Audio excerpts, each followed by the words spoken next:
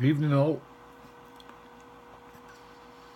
My early visits to Japan in order to buy koi um, took place from 1977 to 1982.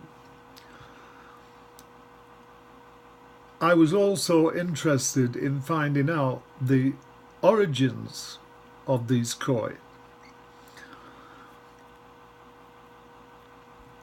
As a result, with the aid of some excellent interpreters, I carried out a series of interviews with the elders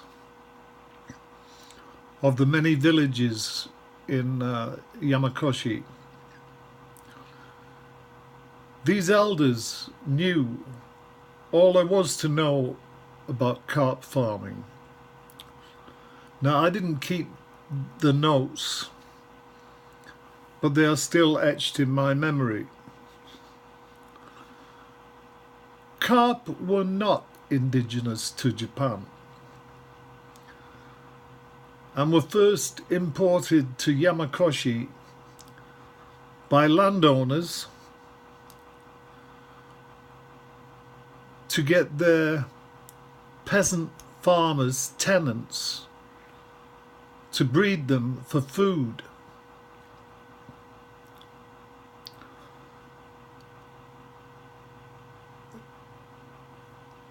In previous years, these peasants tilled the soil and grew root vegetables together with rice, but they had no source of animal protein to get them through the winter, where snows could easily exceed 5 meters in depth.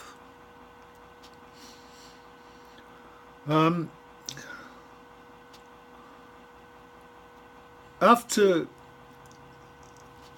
these carp were introduced for food purposes, they were harvested at around 4 inches long every autumn,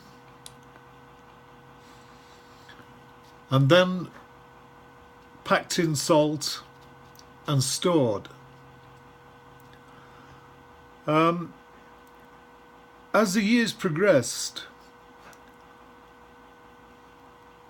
the carp farmers were producing more than they could eat. And so fishmongers made the arduous journey from the big cities of Japan to buy these carp from them. It was quite easy to do because all they had to do was to pack them again in salt and drive them down. That sounds easy, but there were no train lines there, and there was certainly no major roads. So it usually meant driving over endless mountains in order to get from the cities, major cities in Japan, to Yamakoshi. Then, even later,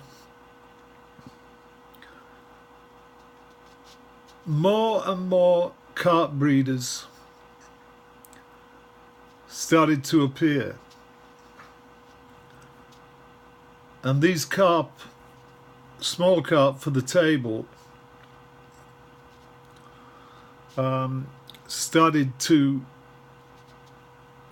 reduce in value. They were no longer getting the prices they wanted for these black carp for the table.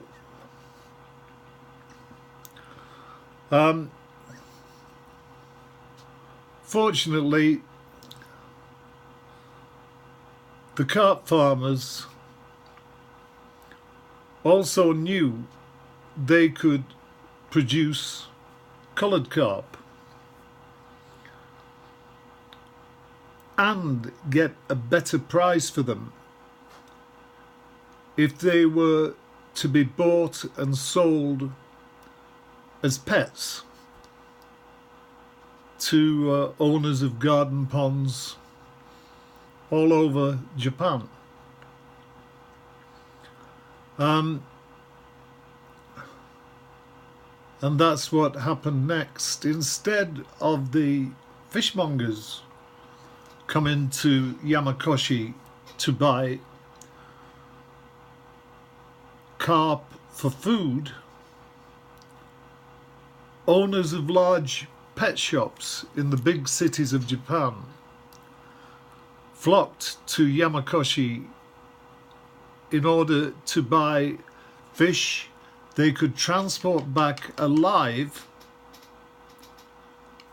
and sell to these people throughout Japan who had garden fish ponds.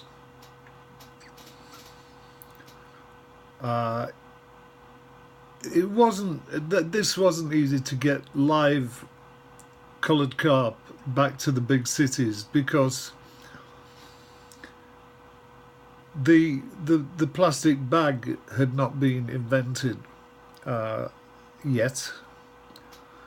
So I really don't know how they managed to get them for journeys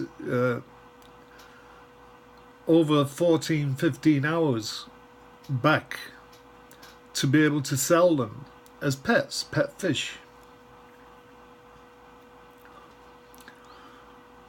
Back in those days,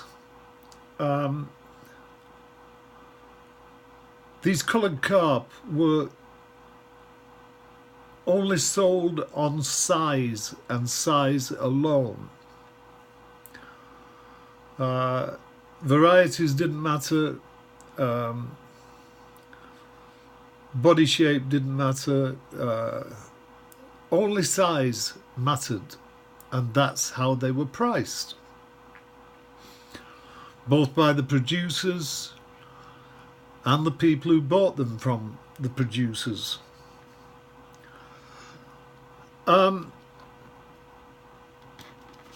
Now, if those days were to return,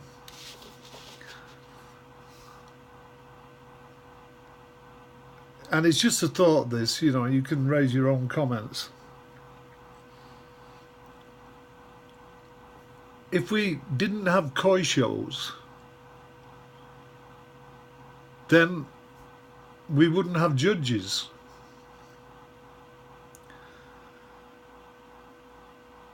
And if we didn't have both of these, each and every koi we own could be the grand champion of the world, although we'll never know it.